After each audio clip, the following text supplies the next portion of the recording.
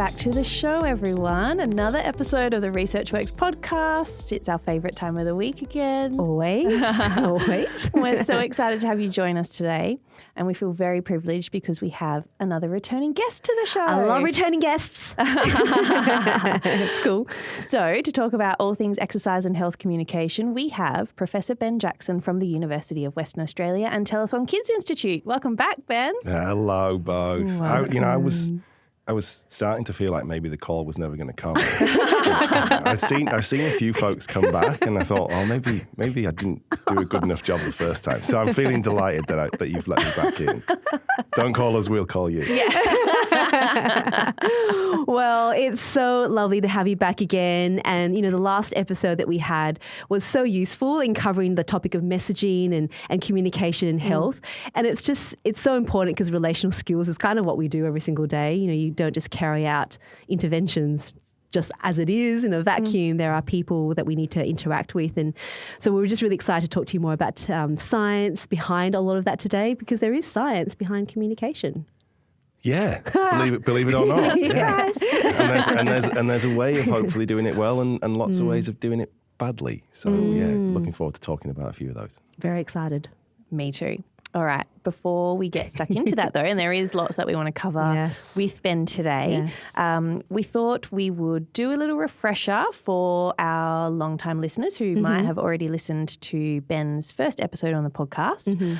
But for those who are newer to the podcast, Ben has a shared appointment between Telethon Kids Institute and the University of Western Australia. At Telethon Kids, Ben's the head of the Institute's Brain and Behaviour Research Focus Area. And at UWA, he's a professor in the School of Human Sciences. Ben's research and community programming activity within the Psychology of Active Healthy Living group, or the PAL group, is driven by a focus on listening to community priorities and designing programs that tackle the health challenges that really matter. Ben has produced over 170 publications, and his work with the PAL group has been supported with funding from agencies that include the NH&MRC, the ARC, Healthway, Lottery West and Sport Australia. Ben is a deputy editor for Stress and Health and serves on the editorial board of four other well-known journals in the field of health psychology and health promotion.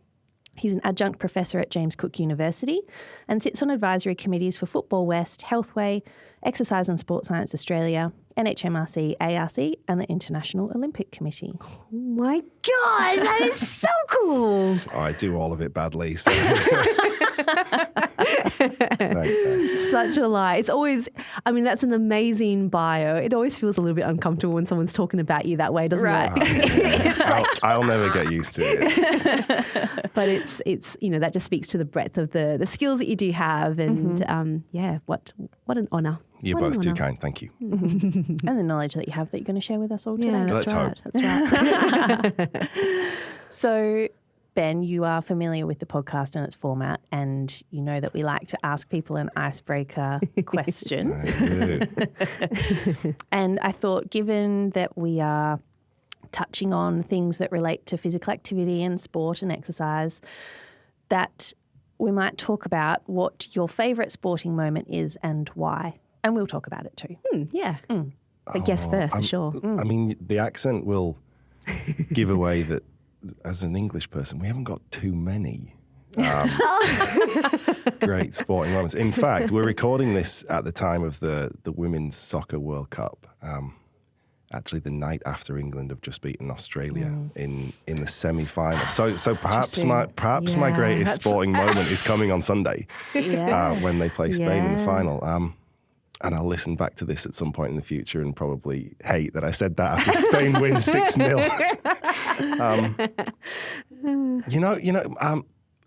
If you'll indulge me, I think one of the most significant sporting moments for me was actually one that I was playing in. I ran around and tried to play soccer and cricket as a kid. And we were lucky enough to go to France in probably year 9 or 10.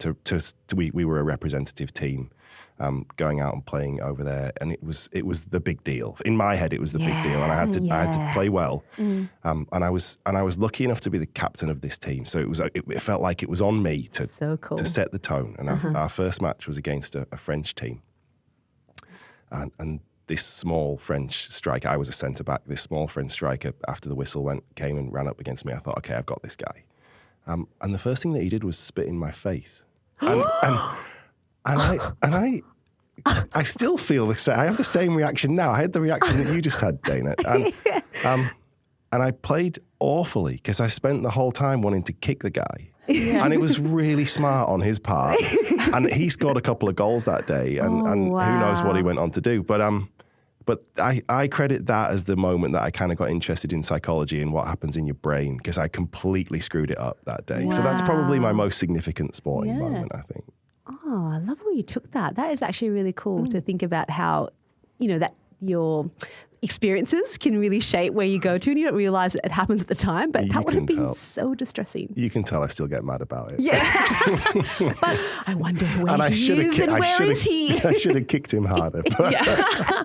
I'd just like to acknowledge what a tall man you are, and that's a good how point. difficult it must have been to actually do that. Yeah, were you already really tall? It was a good shot. Yeah, I would have been over 6 foot at the time. So, it was a good shot. He got me right in the cheek. I mean, was he shorty or was he quite He was very short, yeah. Oh, so he actually projectiled. Oh, he did, yeah, right. Wow. Yeah, it was He's had practice. He was as good a shot in soccer as he was with his spitting. Oh, yeah, that's gosh. me. I feel like you've heard it all now. Yeah. Wow. Well, what about you, Dana? So I am one that I don't enjoy watching sport because I get too emotionally invested. I get so distressed. I'll start watching something and I'm convinced because I'm watching it, the team I'm going for is going downhill. So I'll pretend I'm not watching. I'll go on my phone instead and pretend I'm doing something else, but I'm really looking. Or I'll follow the score online. Yeah. I can't handle the emotion of it. And when it comes to Football World Cup, my husband is big into football. He's a proud Dutchman. So anything to do with Dutch football is, as anyone might know, is a tragedy. Like, they're great at what they do, but man, they fall short. And I feel it. Like the English. Like the English. I know. They won one World Cup. It was a long time ago, and they're just trying to come back again. But the women might beat the men to it, which would be great, amazing. wouldn't it? Like, it would be so cool. So I don't have those moments, but I have one sporting moment for myself. So I don't play team sports. I'm just not particularly good. Like, I can, I'll exercise, I'll run, I do things on my own. I know my strengths. But one time in year 9, same time, it's amazing how that does shape you. Formative. Yeah. I joined the field hockey team because they were just really short and they just needed someone that could probably just be a body, really. So I was there. We went to some sort of sports carnival championship thing and we were doing really well. Like, we were beating all the teams and we made it to the final. And so I've never been in a sporting final before in my life. And so my parents, for the first time, thought, oh, wow, Dana's actually doing something in the sporting field. We're going to go watch the final. We were up against, obviously, the other finalists who were spectacularly good. I found out later they're the high school that specialises in field hockey in Perth. Yeah. And I remember from the first moment as what I thought was tricks where they could just aim the ball and actually direct it where they wanted to, I was like, we're in trouble. We lost 10-0. And I was like, yeah, that's me done. I just really don't think this is for me. Team sport career over. Yeah, that's right. Yeah. But I'm okay with it. Yeah. I just find it too much. Yeah. That was my big sporting moment. Oh, I didn't know you played field hockey. Oh, no, I don't. Well, you did. Briefly. Got to a final. Yeah, I got to a final. Yeah, that's quite an accomplishment. Yeah, my parents were... Yeah, I think they felt like they might have wasted their time that day. So we never really talk about it. Oh, okay. There's 2 that come to mind. None of them involve me, which is good because my sporting career was, not glittering, shall we say. The first one is the 2018 AFL Grand Final because I was very heavily pregnant at the time. Oh. And my team was playing in the Grand Final, the West Coast Eagles against Collingwood. And it was a very close match. Yes. And Dom Sheed kicked a goal very late in the last quarter for the Eagles to win it for the Eagles. And I jumped around a lot. And my mum told me that I had to go sit in a chair because she was worried that I was going to give birth. But I've never been as happy. It was it was euphoric. It was, and I say that is having cool, given though. birth kind of a couple of weeks later. But no, that was very happy too. But so you were heavily pregnant at the time. Yes, yeah. The Eagles winning the grand final was just that is everything. Really cool. And that then is really cool. I think the only thing that's topped that is the Matildas, the Australian women's football team, beating France on those penalty kicks in the quarterfinals. Oh, that was awful to watch. Yeah, oh my it was so stressful. Yeah, it was too much. But it felt like all of Australia stood up at the end of that when they won. We collectively just stood up and screamed and cheered, and it was like so uniting for the country, and it was a pretty special moment, I think. It was, yeah. And what it's done for sport, women's sport, incredible. Yeah. Really incredible. Yeah. Good question. Thank And you. I like how you related it to sport. I feel like that's a good centerpice for us. Yeah. But, Thanks for giving me the chance to do some therapy about the French guy as well. We can circle back to that later if you like. I'd love to know who this person is and what he's done with his life. Down, I'd love to know. what he's doing now. Yeah. I wouldn't. All right, well, let me give you a bit of a rundown about some of the topics we'll be talking about today.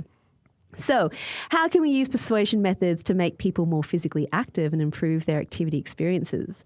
Ben and his colleagues have unpacked the answer to this question and others in their book, Persuasion and Communication in Sport, Exercise and Physical Activity. This is the first book to consider the application of persuasion frameworks within activity-related contexts, while summarising major developments related to communication topics in these settings. There are many interesting topics covered in this book, which brings together experts from the field of social, health and sport and exercise psychology to discuss insights into research evidence and the practical implications of this work. There's obviously a lot to cover in this book, but today we're going to talk to Ben about a few major topics that we thought would be relevant to our listeners and give some practical take-home messages to implement into their clinical practice.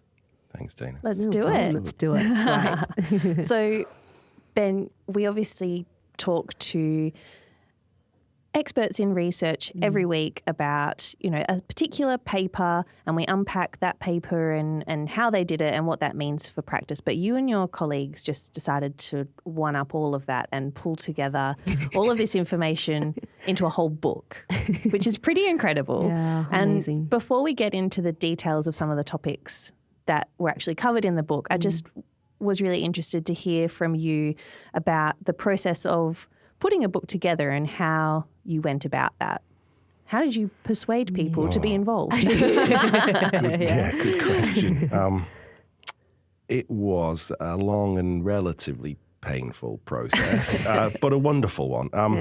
I should say. So we edited the book and had contributions from folks who wrote chapters for us from all over the world, which was amazing. And so we need to, when talking about that project, need to give a whole heap of gratitude to all those people who really made it happen. Yeah. I was just the lucky one who got to read all their really cool work and provide a very few comments because it was so nicely put together. So cool. So we'd done work for probably the preceding sort of 3 or 4 years around understanding persuasion and communication principles. And we felt like we'd kind of, I described my research interests like I'm like a dog in a park. I see something shiny and I go run over and find out what that is. And I smell something interesting, so I go and find out what that is. And then I hear something in the other corner and I run off over there. And so our research had kind of gone all over the place, but around this sort of common theme, all within the park, around this sort of the persuasion and communication stuff. And we thought, it'd be really nice to feel like we can pull this all together. Yeah. And that to us was to have Routledge allow us to put a book together, which they said yes to, thankfully. In getting people to agree, there's actually a chapter in the book on a really cool model of persuasion that folks listening will have seen used almost daily. Yeah. There's a really incredible psychologist in the US called Robert Cialdini, who has spent his career working on a model called the 6 Weapons of Persuasion. Weapons. And it's cool. and it's one of those few psychology topics that is popular in sort of in the mainstream sense, but also has a really substantial evidence base behind it as well. And so those 6 weapons of persuasion were actually probably in play when we were trying to persuade people to get involved in the book. Yeah, so cool. if you'll let me, I'll be perhaps a tangent, but if you'll let me pursue it. These 6 things. So social proof is one of those. So if we think other people are doing a thing or think we should do a thing, we're more likely to do that thing. Yeah. Commitment. Once we've said or written down that we'll do something, we're much more likely to follow through with it. Right. Authority, we're more likely to do things that those in authority positions ask of us. Some of these are probably more positive and productive than others, right? Yeah, sure. Scarcity, this idea that we're more likely to chase something if there's not much of it. Like on booking.com when they say there's only 2 rooms left. 2 rooms left, yeah. Someone just booked. Yeah. 1 room left. Is that true? And hey, there's 3 days left of this sale. Yeah. Go out and buy that car. Yeah. So it's in that one. Scarcity is in place all the time. Wow. Liking, which is a really nice one. We're more likely to do things when folks like us, when we're able to build that rapport and trust. And that's something that I think is a really sort of powerful and productive one. And reciprocity as well, which is the you scratch my back, I'll scratch yours. So there were probably a few of those things happening. Because once we got the first couple of people to say yes to write chapters, we could use a bit of social proof and say, hey, so-and-so that we really would love to write this chapter, we've already got these folks involved, and how cool's that? So then there's a little bit of that happening. And I would like to think that maybe they liked us, because it was mainly folks that we know. So there was that element. We certainly weren't using authority, because these are world-leading profs. Bit of reciprocity. And maybe, I was going to say, maybe there's a bit of reciprocity in that they've done me that favour, so who knows what asks are going to come back of me down the track. So it was actually kind of a nice application of that model, I think. Even thinking about that model now, I'm sure everyone's really thinking how that applies. Like, you go into social media already and you can see how, some are used more than others, but how some of those are in play, sometimes for good, sometimes for less so, good things. But, absolutely, it influences so much of what we see and how we communicate with people. Absolutely. And I think some of those could be seen, rightly or wrongly, as sort of the dark arts of persuasion. The things like scarcity, like, hey, do this before you've got no chance left to do it. And authority. Do this because I say you should. You could turn that around for sure. But some of them are the ones that I like to try and harness, which are, okay, so if there's this effect of liking, then build a relationship with people before you ask them to go do something, or before you try and work on whatever that goal is that you're going to try and achieve together. Then just build the rapport and build the relationship first. And there's actually some evidence behind that working. And then in a way that is appropriate for the person, the family, whoever it may be, try and get that commitment. Try and get that sort of written, that verbal, that planned out commitment, such that that can then, in a productive and positive way, hold folks to what they want to achieve. Yeah. I think that's really interesting. And again, you can sort of see how it's all really related. I mean, just as a side, I'm really thinking, I think everyone can probably think of someone they know in their life where you're not friends, not really even an acquaintance, but they're in your address book. And every now and then you get a text from them, you're like, what do they want? You know that there's it's like, hi, how are you? I'm like, okay. Haven't seen you for a while. There's not that sort of likability comes into there, and you kind of go, well, there's no real relationship. So you're just, it's very transactional, and that never feels reciprocity nice. because they're coming to you. You're not necessarily, coming to them with anything. It's kind of one-way traffic. It does. And I think it's really relevant. And I think that's why this is so important to talk about, because we communicate every single day, whether it's through words, verbally, whether we're writing, whatever it is that we're doing. And I think as clinicians or researchers, we've learned so much along the way already. And when you have new knowledge, that's great, but you need to be able to communicate it in some sort of way. And we often get questions where you go, well, how do I communicate this with our families? How do I help to direct them and say, actually, the evidence is changing. How about we look at this, but you don't know what maybe the personal attachment might be. And so I kind of think of that term, I don't know if that relates to some of these weapons of influence. I see that it probably could, but one I know I've heard of quite a lot is motivational interviewing. Like, it's just how that sort of fits in. Does that kind of fit into a lot of those aspects? It certainly does. One thing that you just mentioned there, Dana, that got me thinking, sorry, and I will address the question, I promise, is the way that we think about communication. And entirely justifiably, we often come away from our communications and think about how well we said the stuff that we wanted to say. And did we get our message across in the way that we wanted to? I always try my best, and I fail at times, but I always try my best to think less about that and think more about how the other person or people received that. And that's something where our awareness often, it doesn't let us get to that point of, okay, it doesn't really matter whether I said the words precisely as I hoped I'd say them, but was the message received and intended and processed in the way that I hoped it would be by those persons. And yet, sure, you need to be a bit of a mind reader to do that. And you're always guessing.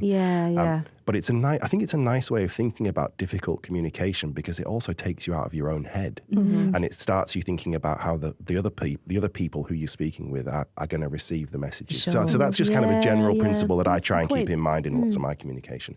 Motivational interviewing absolutely comes into this. And in fact, there are folks who've spent their career working on motivational interviewing who would tell you it's the key thing in terms of trying to help folks reach goals or attainments or any objective or achievements that they might be trying to pursue. And certainly in a therapy, rehabilitation, behavior change and coaching setting, it's something that is done and talked about a lot, because it works. So motivational interviewing at its core is not unrelated to what we just talked about in a sense. It's less about thinking of the problem and the prescription, if we think about it in a therapy sense, and more about the person and the conversation. And the aim is probably to get to the same point. We as practitioners in whatever field we might work in know what a certain person or a certain family, we hope, we know what a certain person or a certain family needs and will benefit most from. And the quick and easy and thoughtless, relatively, way is to say, okay, we've spent our 5, 10, 15 minutes having your consultation. You need to go do this. And that's often well-intentioned. And it's often something that we see. We train folks in accredited exercise physiology in the school that I work in at UWA, and we often see the folks who are early on in their training or their career, the nerves that come with real people are challenging, right? And so the responsibility of, supporting someone through a program like that. True. Absolutely. So what folks do, and again, it's entirely understandable, is they go to the problem, they go to their textbook knowledge and they say, okay, this problem with the knee requires this kind of treatment. This problem with this condition requires this kind of therapy. Here's the therapy, here's your dose, here's your prescription. And that can work in many cases. But motivational interviewing is a principle that's based not on that kind of approach. It's based much more on a collaborative sort of conversation. And when people hear that, they think, oh, it's like 6 hours of talking. It's typically, if it's done well, it's not. It might be a few more minutes of consultation and conversation, but it can save an awful lot of time if it means that folks are going to do a better job of whatever it is, the sort of the behavioral pathway that you're trying to set them down. So it often starts with open-ended questions rather than telling as a therapist or a practitioner or a coach. So those open-ended questions that allow people to tell you a bit of their story. How does that feel? Could you describe this to me? And people hopefully start to open up, and maybe you're starting to build the rapport and the liking and other things as a result of that as well.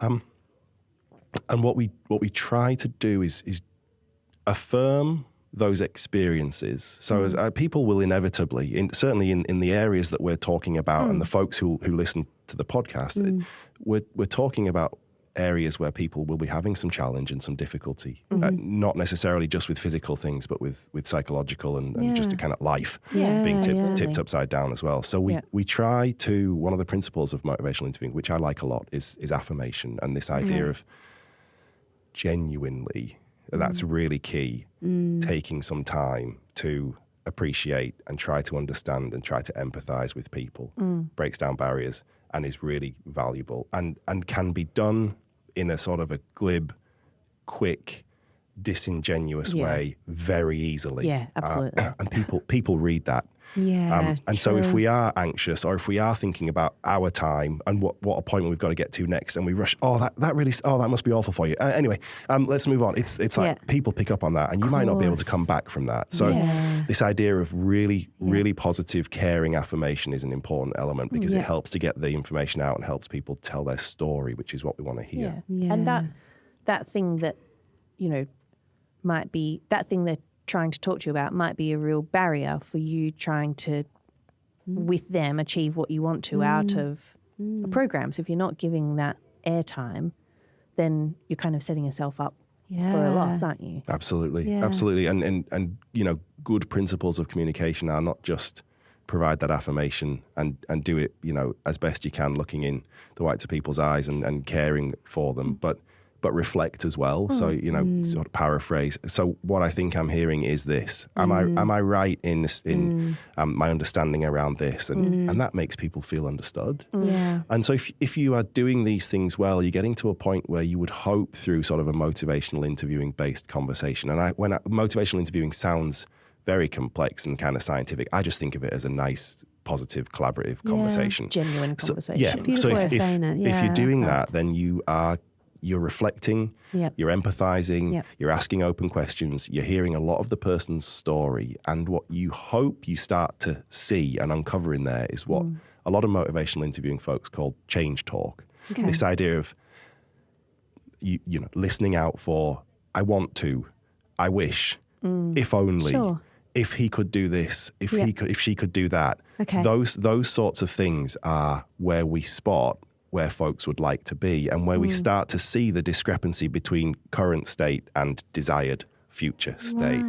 And that's where in our heads, if we're kind of trying to practice this motivational interviewing, we go, okay, I just found a piece that we can work on. And we don't then kick into prescribe and deal with problem and go, okay, I can fix that. We start to talk to folks about how they would like to address it. And we try to build confidence around their ability to be able to address it. And that might be developing some plans, thinking about the important reasons that matter to pursue that thing. And most of the time, if you talk to folks, it comes back to things that are really kind of important. It's not financial or holidays, it's family and health and those things that really matter. So people often have their own really strong reasons for those things. So we build around those reasons. We try to understand barriers. We try to build a bit of confidence. And you hope that in doing that, first, you get good at it so you can do it relatively quickly. And second, it keeps people on the path to their desired goal, whatever that might be. I think that eliminates quite a few things in terms of judgment. Sometimes people might not want to come back to talk to you again because they feel like you might judge them and you didn't quite, live up to where we think things were going to be. And I think it's so lovely to actually understand someone before you decide to sort of embark on a journey of what's the most appropriate, I think that's a big one. And the other part I thought was, it's not going to take 6 hours, but you'd also want to be really thoughtful about if you're making appointments, know not to make 5-10 minute appointments and don't embark on those conversations when they start. If you need to run off somewhere, make sure you do airtime so that you can delve in if you need to. Just be proactive about it, I guess. Yeah, and one of the things that I think is worth mentioning, there's lots and lots of research on this, and motivational interviewing is a field that's at the point where people are reviewing their reviews of work here. So there's a lot of work here. There was a piece, I shouldn't even try to remember the date, but I think it might have been about 2010, 2011, that showed that it doesn't really matter whether you're trying to do this as somebody who's a first year out, currently, just being trained, kind of cutting your teeth in the profession, or whether you're 30 years in and have been, experiencing this forever. It works if you try it. So I would, if it's not rocket science, right? And good, caring practitioners and therapists will be doing lots of this already. But it's a nice chance just to check in and think, am I doing enough of that? Or have I kind of catch whether folks have slipped accidentally for whatever reason into, I've done a bit too much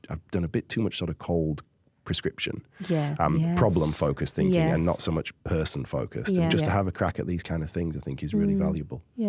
And you know what? I feel like there's such a privilege in hearing people's stories, right? Like, absolutely. To have that space where folks are willing to tell you in a tough moment in their lives the things that are going on and what's happening for them, and to share that, it's really powerful. So that, you know, those conversations are often, you know, really rewarding ones, I think, in lots of ways. Yeah. And you hold them carefully, like you know, and really respectfully when you do hear someone's story. It's because it takes a lot to be personal with someone and to be able to share. It to have someone feel comfortable enough to share that with you and for you to be brought in. Yeah, I think so too. To that story.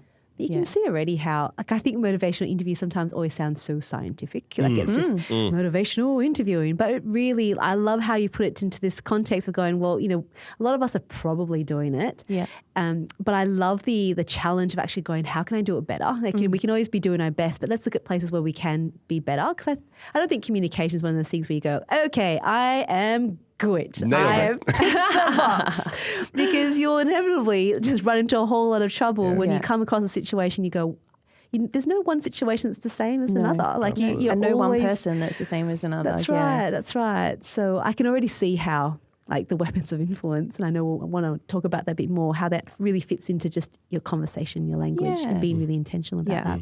Yeah. And I love that there's, you know, obviously a huge amount of evidence and science behind it, but actually taking it and applying it in your everyday practice is pretty straightforward. It's just having that kind of awareness to frame your conversations in a certain way and to take those really kind of simple but powerful guiding principles and incorporate them into what you're doing. I'd encourage anyone who's interested and would like to know a bit more about it, just to jump online. It's one of those topics that's so widely talked about and studied. There are some really nice cheat sheets and kind of guides and so practical tips for people to try and employ those things in their sort of, you know, practice. Yeah.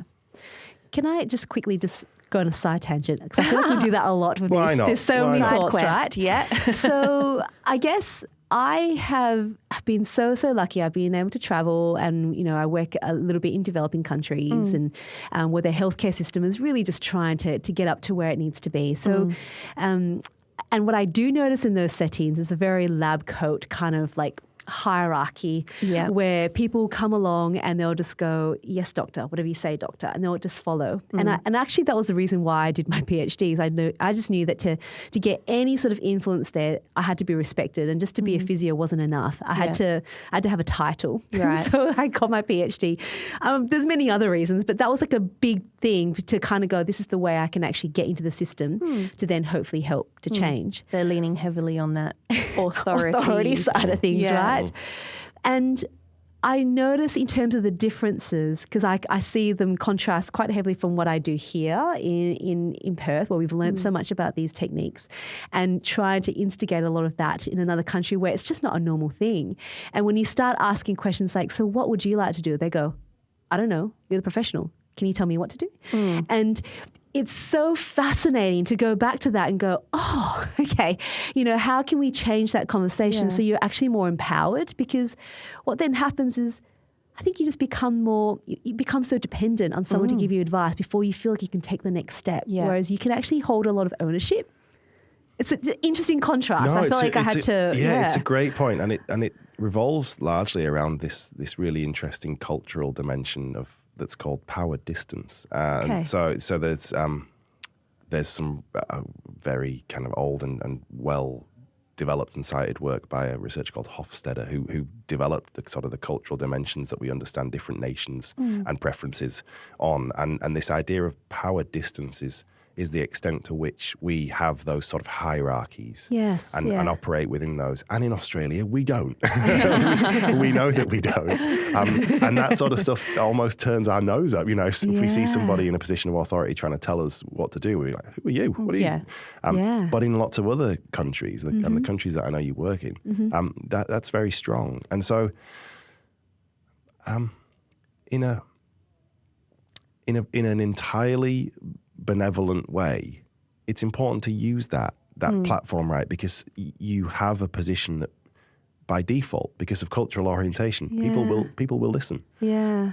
And so then how how great if you can then bring those rapport building and softer skills to that position as well, and not just use it for your own benefit as a platform and a mouthpiece and so on. So that's sort of the way that I think about those approaches. It may open the door. That cultural element may open the door to people listening to you, and then you've got to be delicate and sensitive with the way that you approach it. And in that specific situation of, I don't know, you tell me what I should do. I'd still try. And we talked about this last time I was on the podcast, actually. I'd still try a little bit of that autonomy support stuff. I'd still try a little bit of well, let's talk through some choices. And let's provide a bit of rationale for why these things might be a good idea and this thing might not work so well. So I'd still try and do a bit of that where I could, I think. Easing Which I to think it. you do for, families who've just, they've just received devastating news about a diagnosis. For the first time they're embarking on this journey. So they do go to a professional and go, help me. Like, I don't know anything about this. Tell me what I need to do. And so there's a combination there of guidance, but also, yes, those elements come through as well because there's the family dynamic. So you do, we do, it's not that power distance in that sort of way, but you just sort of, I guess, there is that element of it. When it's a new time experience and they just need help. And you feel very overwhelmed and that you really don't know anything at that point. That's time. right. And there's the thing there's one of the key things to being a good clinician, right? Is that ability to take perspective, to put yourself into other people's shoes.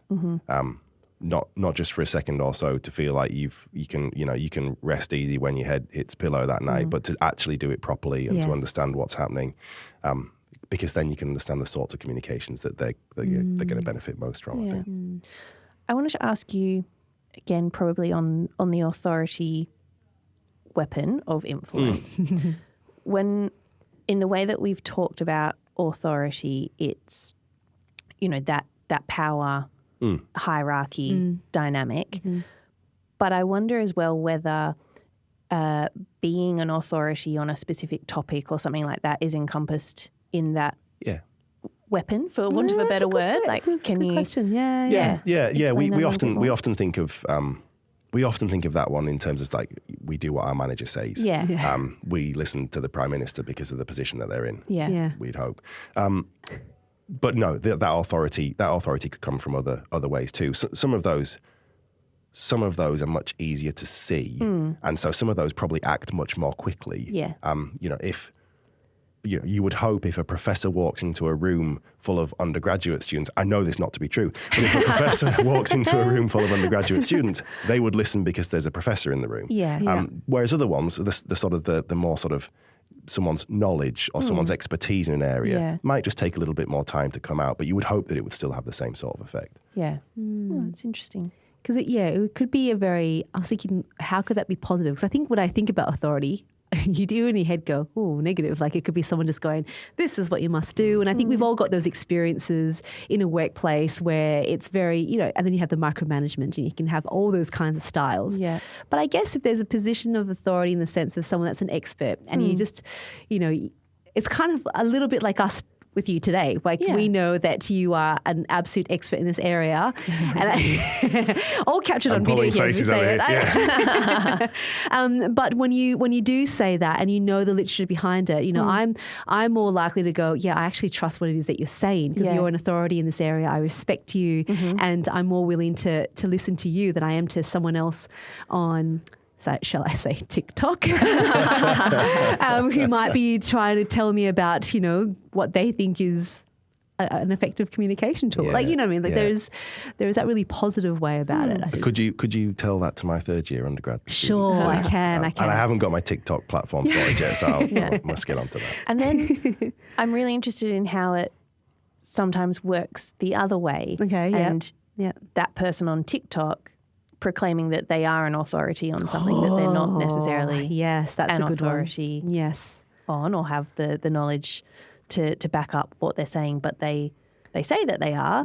So is there any kind of weight to being able to demonstrate that you are actually an authority on something, or is it just enough to say that you are and people will believe you? This stuff really bothers me. Yeah. And this idea of just how easy it is to sell misinformation these days because of the way that everybody is able to have that platform. Now, I'm not suggesting that we should, not have free speech and not have all these amazing ways of connecting with one another. Yeah. But it's really difficult because those of us who care about doing things the right way and having evidence behind our messages, we take time to make sure we build that up. And then we don't often go shout from the rooftops about it. We don't overstate it. We just try to quietly do things the right way. Yeah. And I hope I'm in that category of people. I'm putting myself in that. I hope I am. Of course. And those who may have less desire to kind of work in that sense are often, there seems to be a correlation, those who are happiest to shout as loud as possible about it. And so what can we do about that? It's limited to an extent, and I hate saying that, but I think to an extent it's limited. We have to do our very best when we find ourselves in interactions with folks who may have been, I'll use the term, subjected to those sorts of claims. We just need to try and do our best to gently bring them back to reality, I guess, and evidence-based methods. And that isn't all, again, in line with the principles that we talked about in the motivational interviewing sense. The best way to do that isn't always to say, no, that person's wrong, even though we know that person's wrong. Because if we do that, we can set up, what we might consider sort of boomerang effects, and folks think, okay, well, you're fighting your corner in the way that they're fighting their corner, and I heard that thing first, so I'll go back to that thing. So we need to be delicate with it, but it's a bother. It is, and I suppose, in terms of things that you might be able to do in the very short term, you can lean on some of those nicer weapons of influence to try and get your message across, not reacting and not kind of just taking the opposite position because you are likely to come up against some, defiance, I suppose. Think of being a teenager. No, you will not do that. Yes, I will do that. Yes, I will do that. Thank you very much. But if you have in the back of your mind that maintaining the relationship is the important thing, and then the relationship is the way for you to try and get your point of view across, maybe that's a better way to approach it. Yeah. It's the long game. Isn't it? It's a long game. When you look at, so to bring it back to TikTok again, only because of the influence. When we're talking about weapons and influence, we talk about influencers and how, a lot of these weapons are harnessed. I went on to TikTok the other day. Did you? Yeah, I was curious. And I looked What's it like in there? It is wild. It is wild. And I would say I was so distressed because I looked up, because it's important to know what our consumers, our families are actually seeing. And we think about the age demographic of what's actually there. If I'm not spending any time there, I don't know what they're seeing. That's true. And so I thought, okay, I'm gonna dive in. And I looked up some sort of, the non-evidence-based interventions that we have spoken about, which are really easy to search for because they are marketed that way.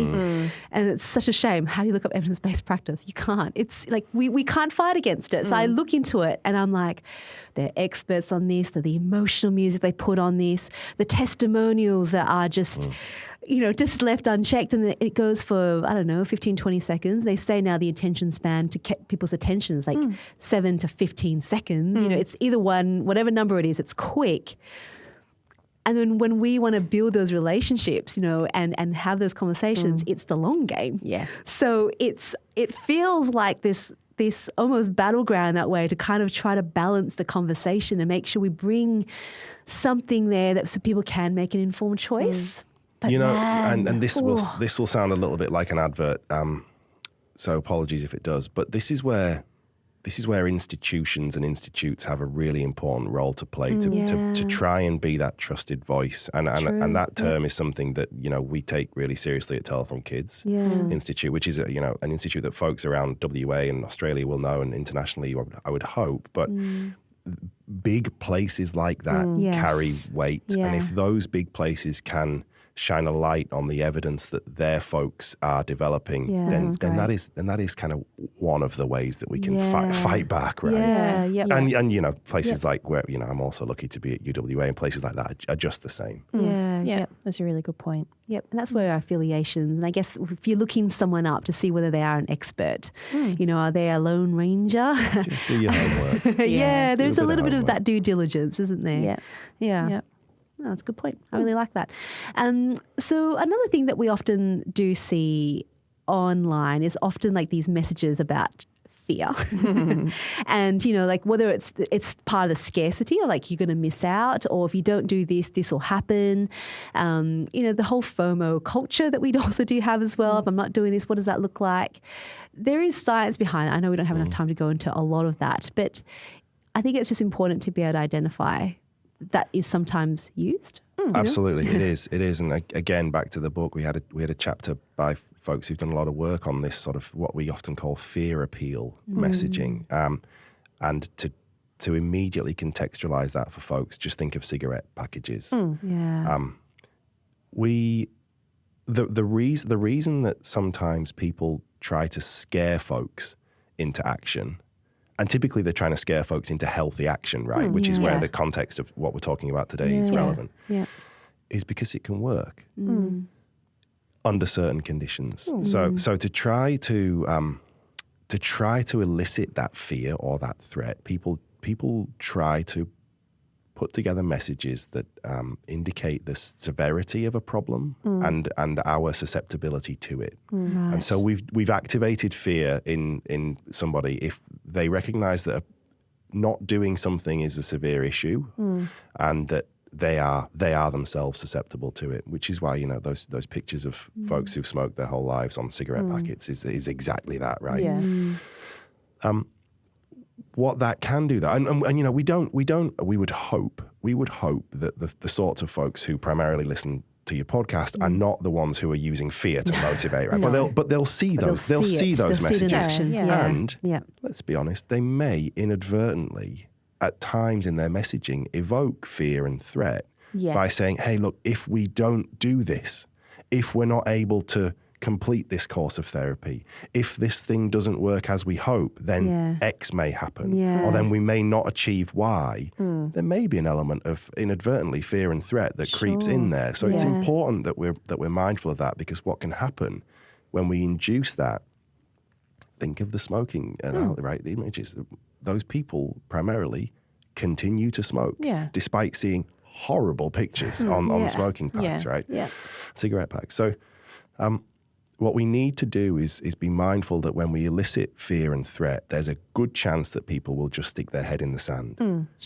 Because it's too hard. And so instead of controlling what we consider controlling the danger that's present, they just control the fear that they've experienced and they run away from the fear. And we get no behavior change whatsoever, and people just are entrenched in what it is that we're trying to get them away from.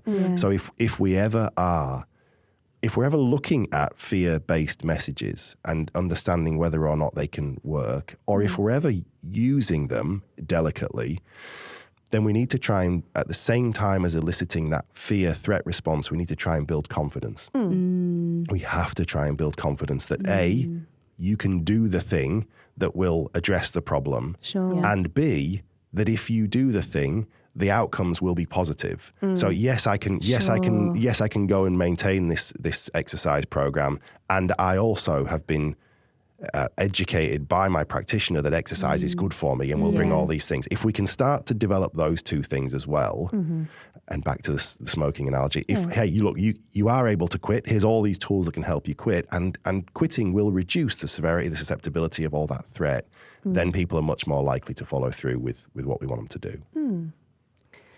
It's quite a powerful thing when you think of all the things that we've seen. So I can imagine in a lot of the kids that we might work with, you know, there are certain things that you might need to really encourage them to actually look into. For example, if a child's not swallowing properly, the chance of a chest infection is really high every time they're trying to eat. And so you really want them to go down the path of a peg. Right. But, you know, they really want their children to eat with they want to eat food with their family, which is a very fair point. So it's that messaging. And I've seen that time and time again where it takes a long time to get to that place because it's that resistance, that initially happens. But the health consequences are significant as well. Yeah. Right. Thank you. I mean, it's that's a really useful example to hear, and I can see how in talking with families about that kind of thing, there would easily be the path that elicits fear and threat, right? And so it's understanding that response when it comes, and how can we, if that's going to be there, how can we then put the support and the education and the processes around that to make sure that we can act on it? Yes. Yeah. And I think, sorry, one more thing. There's so many things. I'm so sorry. But Ben, there was just one example of, I guess, a positive way of how we can turn fear around. Something we see a lot as well is where clinicians might say, look, if your child doesn't crawl, they won't walk. This is like a really big debate that often happens. And we need to recognise that obviously our children have neurological disorders. They won't do things in the same sequence.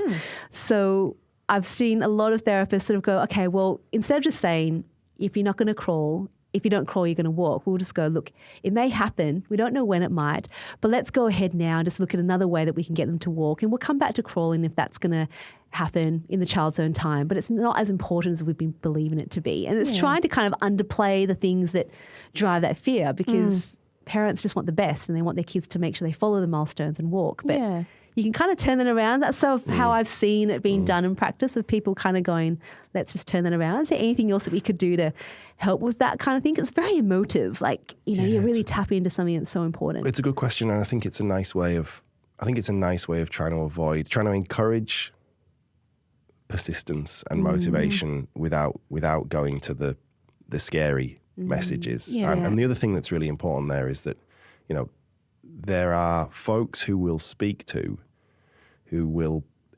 have what we often refer to as a fixed mindset, in that we tend to be born and develop these sort of ways of viewing the world that either we can change that thing through effort, that's a growth mindset, or we've got what we've got and we can't do much about it. Right.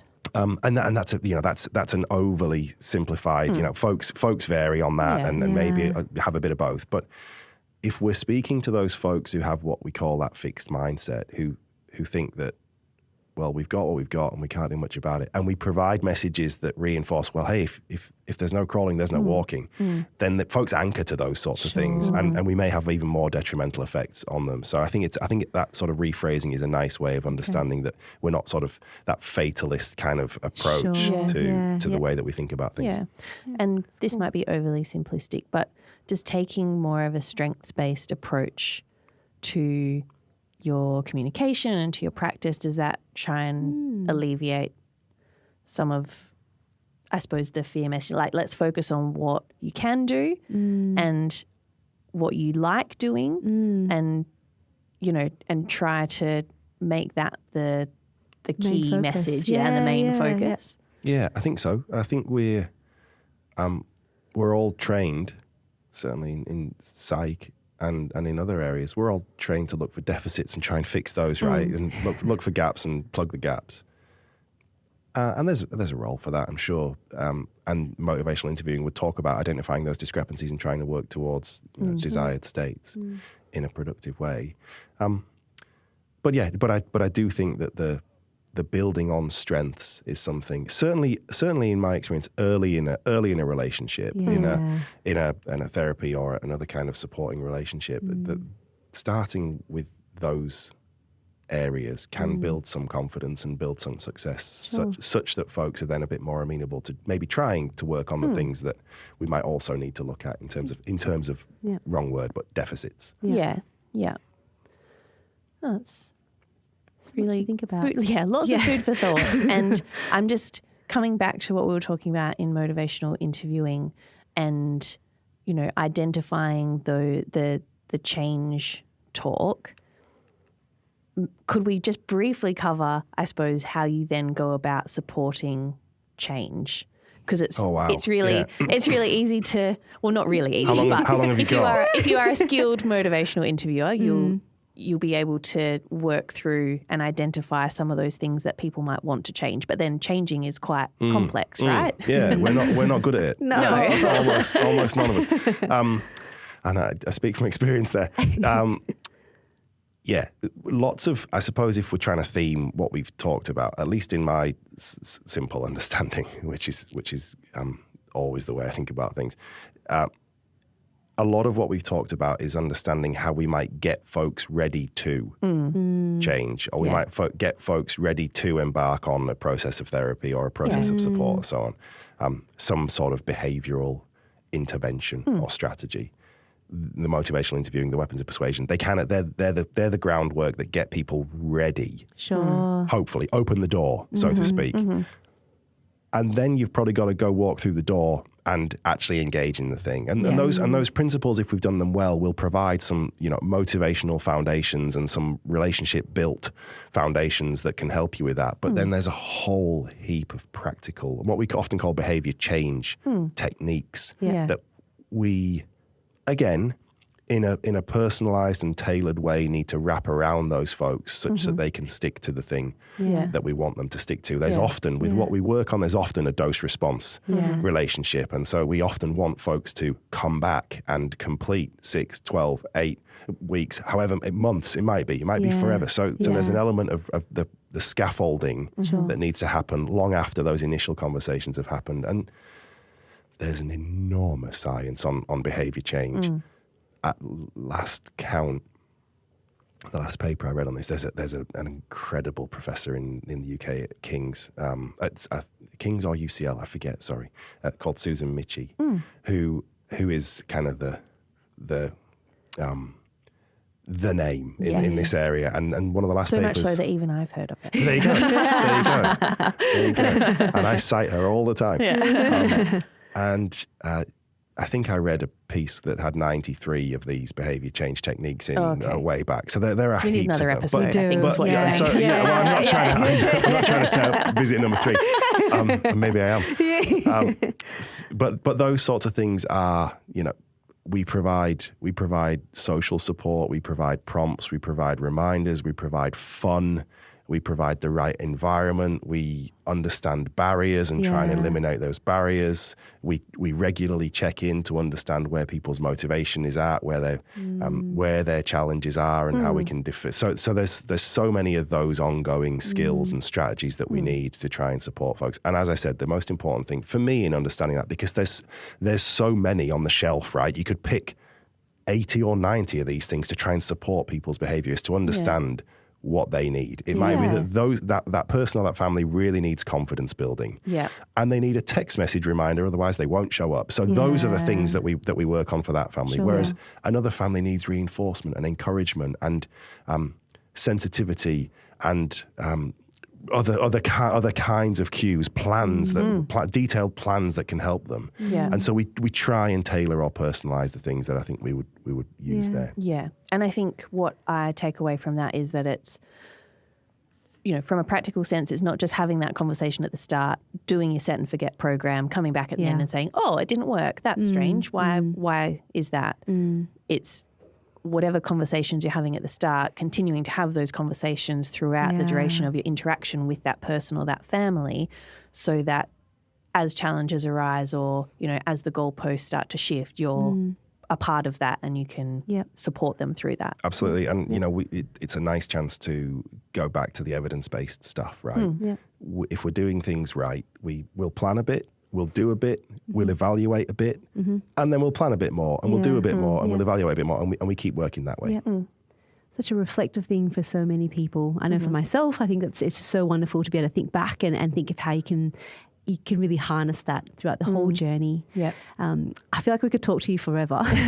And maybe we will get you to come back and talk about behaviour change a bit more. I think that sounds like, there's 89, 90 sure, years. Sure you so much to talk about. I had to wait years for my reinsight.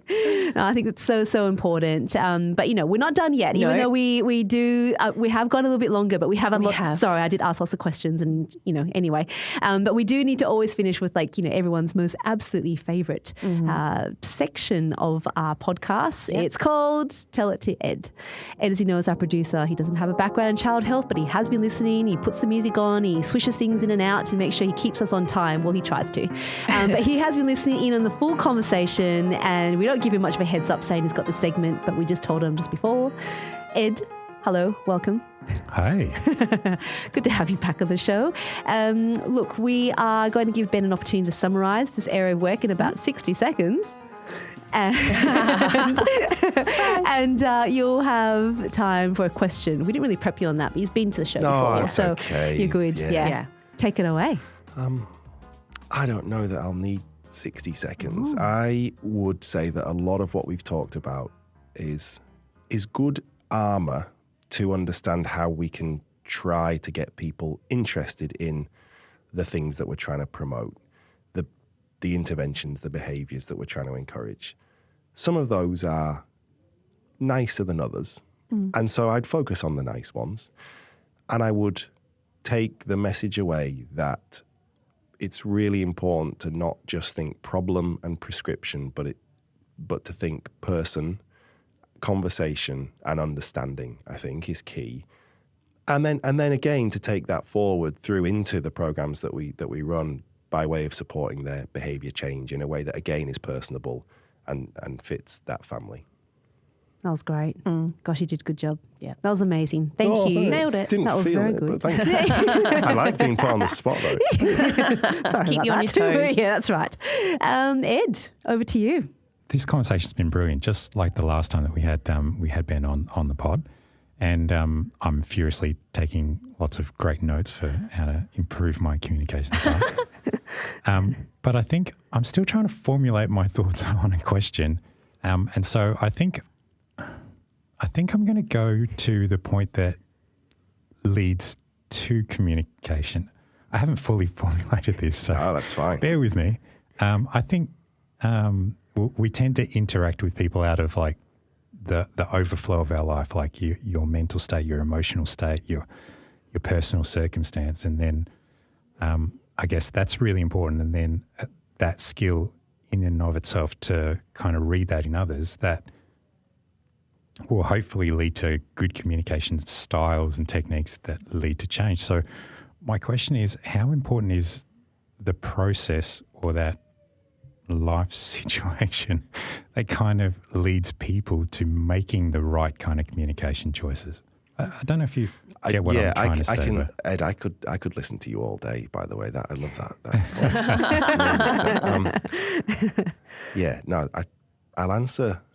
I'll answer what may be useful, I think. Sure. But then tell me if I don't get it. The key for me in lots of what we've talked about, and I wish I'd just said this in my minute, is that I think, and I certainly wouldn't want to suggest here that I'm downplaying the incredible work and contributions that people who've worked in this area have made. But it's simple.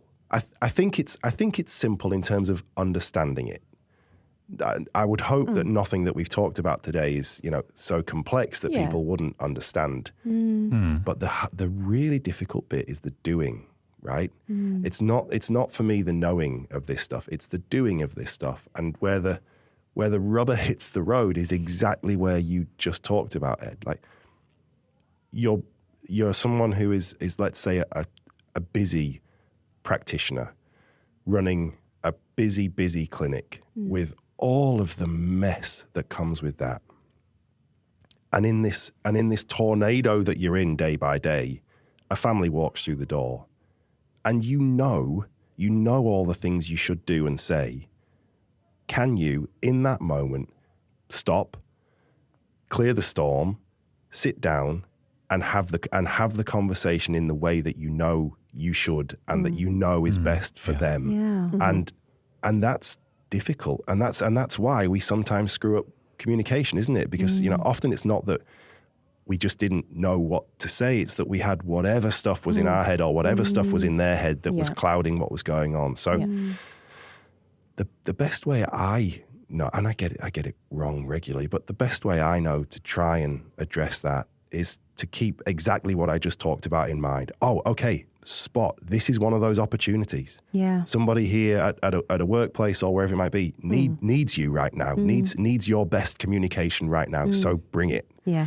That's my best way of trying to do it, so that I keep an eye on exactly that kind of thing.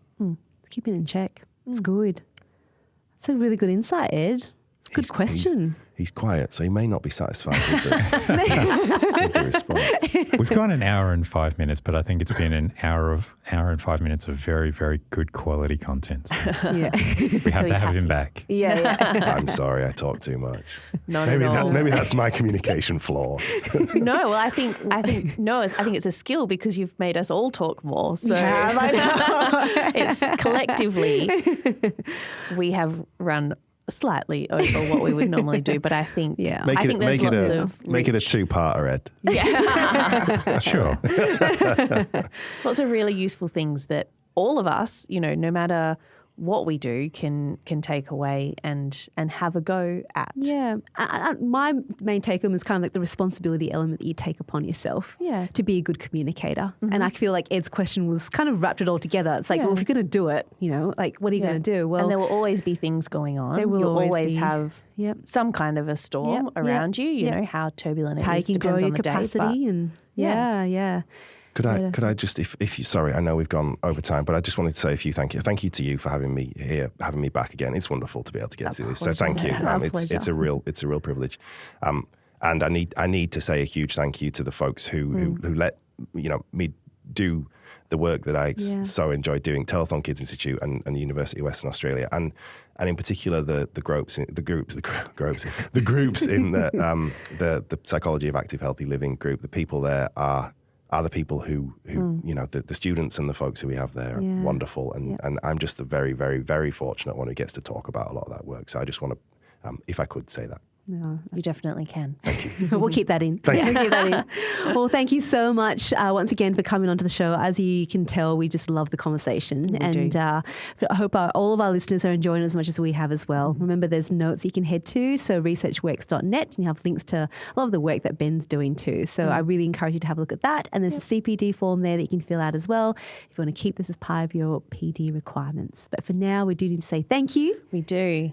Thank you, Professor Ben Jackson. My pleasure. Prof, yes. And goodbye to everyone. We'll talk to you all again next time. Bye. Bye.